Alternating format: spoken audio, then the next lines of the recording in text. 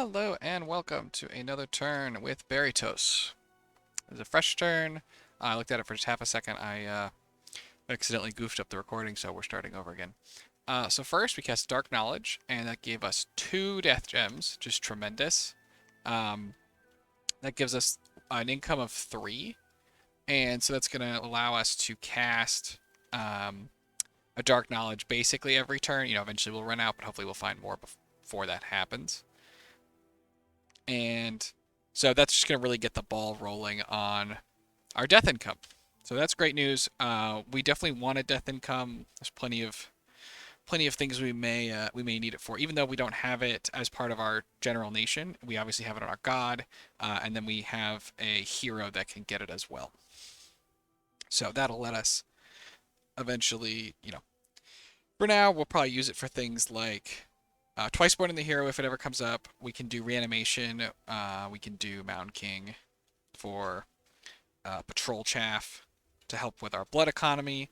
It helps us move away from our our troops sooner, which is nice. Unfortunately, unlike in our game as Hinnom, we don't have any special reanimation. We just get the lousy long dead, so it's more patrol chaff and less combat, but still very useful. We found a cypress forest, which is nature and air. That's also great. Do not do that. That's also great news. That's our first nature income. Help get that started. And then we have some unexpected events. Growth and province income. Awesome. Mysterious cult is gaining followers. We need to go and deal with that. And 3 earth gems is nice. We then have the forces awoken by the throne of Gaia are slumbering. And there's an arena which we did not attend, but we will watch. And I will not speculate, as I already watched it in my first attempt. But everyone should, here's the first guy from Roos. We can see a hunter's knife, horned helmet, black steel full plate, and a ring of fire. And he's up against this Hellspawn from Abyssia, who's got a bunch of attacks, but no protection, no defense. So everyone, if you want to see, you could pause. If you want to place your bets on who you think's going to win, but we'll just go ahead and let them run in and see what happens.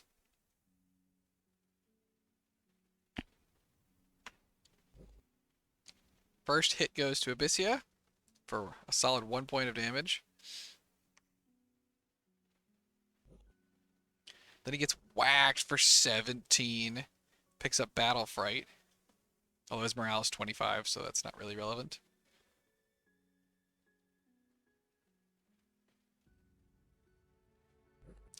Two points of damage. He's chipping away, but we'll wait for this guy to swing again. And he got him.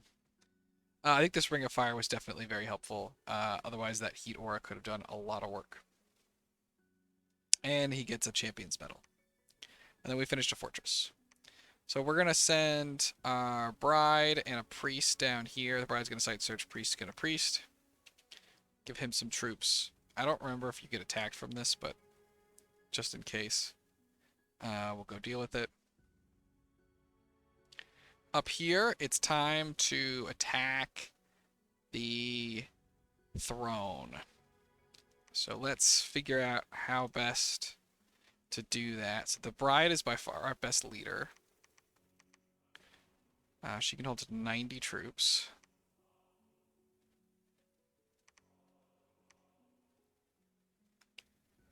We definitely don't want a priest leading anyone. So the priest is not a very good leader.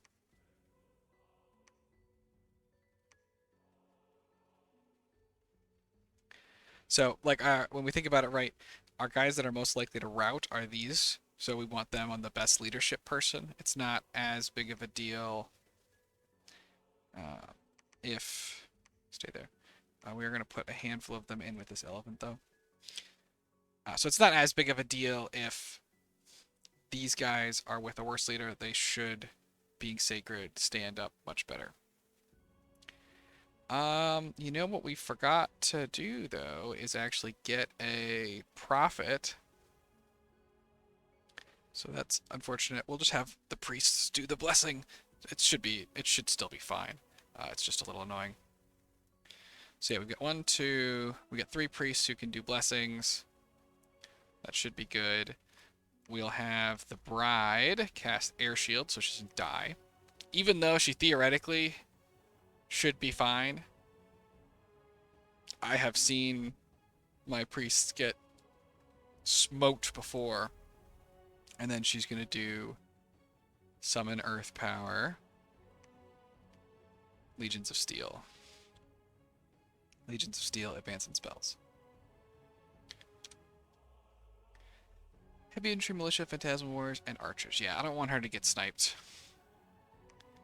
And then everyone's going to be on hold and attack. These guys can fire.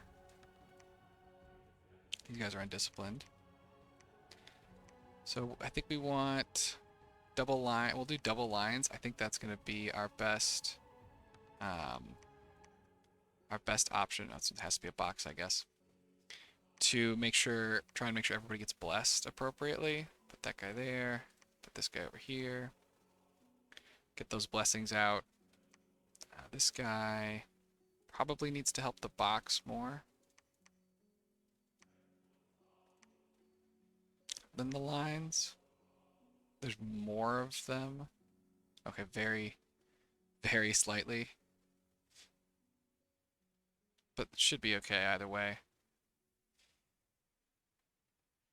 And then these guys can hold an attack. Yeah, and these guys are undisciplined. I think this should work. So we'll have this one, this one, this one. I might as well take the guy who's already got an affliction. Yeah, we're just taking everybody that's relevant. All right, here we go. Everybody can get out your popcorn for next turn. I think we should be able to beat this, though. But I don't know. It could go wrong. There's a lot of ways it could go wrong. But I hope it doesn't. But it could. We finished this building. That's nice. So we can either build a temple here, although that would delay our priest moving. We could start a fortress here. But assuming we win this, we may want a fortress here. We're not going to have a lot of excess gold next turn. So right now, we're recruiting this guy and the bride on the same sort of turn cycle. And so every turn that they need to be freshly recruited, they're going to cost a ton of money. And then on these off turns, we'll have some extra money. So it's not like we're going to pick up another 500 gold next turn. Unless we get an event or something. So do we want to start another fortress or not? I think we probably don't. So I'm thinking about now Hinnom is not Berytos is not Hinnom, but in my Hinnom game I overbuilt forts without building enough temples, and then I really struggled to get my Dominion out, even though now I had better scales as Hinnom, so it was more important. But our scales are still pretty good here, and we've got Lanka's Dominion moving in, which I don't like. That's, it's bad. But I also need to sort of move this priest, and I don't want to waste the bride's turn doing that. She needs to be searching. Tough call. Building a palisade here is going to up the income substantially because we get not only the administration bonus, but we also have a coastal bonus. I mean, you can see, this has half the population. Well, not quite half. A little over half, but almost produces the same amount of gold.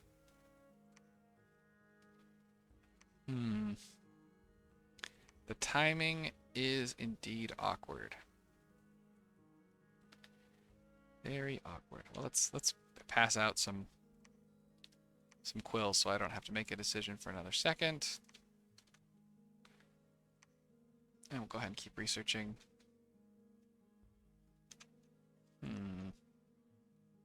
We'll come back for the temple.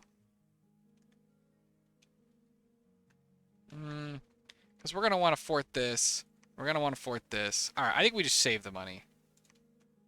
I don't want to make the temple yet because it's awkwardly timed, and I don't want to build another. I don't want to build another lab here. Has this always had so much unrest? I don't think I noticed that. I may have to come back and look at that. But okay, we'll save. We'll spare ourselves on. We'll just hold on to the gold, and then next turn we can do with it as we will. Any mercenaries that are relevant? The Marcata shipwreckers are coming due, but it's going to be hard to outbid whoever has them probably. I know with the shipwreckers, right? You basically want to hold on to them until you're sure you can get them killed off doing something because they're really good. So other people sort of sniping them is not where you want to be. Hold on, I don't want to put in a bid. Reset. Okay.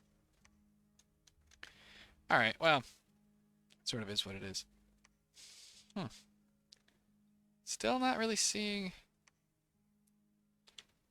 the combat the way I might have expected going on between like Lanka and Tianchi or Tianchi and Rus. It appears to thus far be a very peaceful column, which is great news for us. Blood Nation, we want to scale. Same goes for Lanka in a lot of ways, although they have a Hellbless, so as a nation they may want to scale, but as a sort of what they've taken, I'm not sure if that's quite as true, although their Bless obviously will be good throughout the game. So, all right, well, quick turn for Berytos here. We'll keep thinking about how best to spend our money. You know, get rid of this filthy cult, and next turn we'll see if we're able to take this throne. So, hopefully without too many. Where's the bride positioned? Actually, hold on. I put everybody else somewhere. Okay. Let's make sure the bride is giving. I think she's best here maybe. And I'm gonna actually. These guys can't be bodyguards, right? Yeah, because they're undisciplined. I will go ahead though and put some troops on guard just to help her out.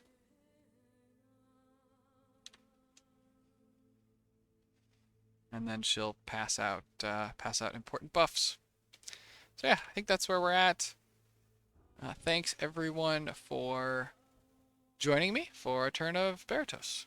It's turn 20. We're still alive. We haven't fought anybody. The game is going by quite quickly. I think, by this time in the Hinnom game, we were sort of way further into what was going on, but we don't, I don't think we mind so much the slower pace.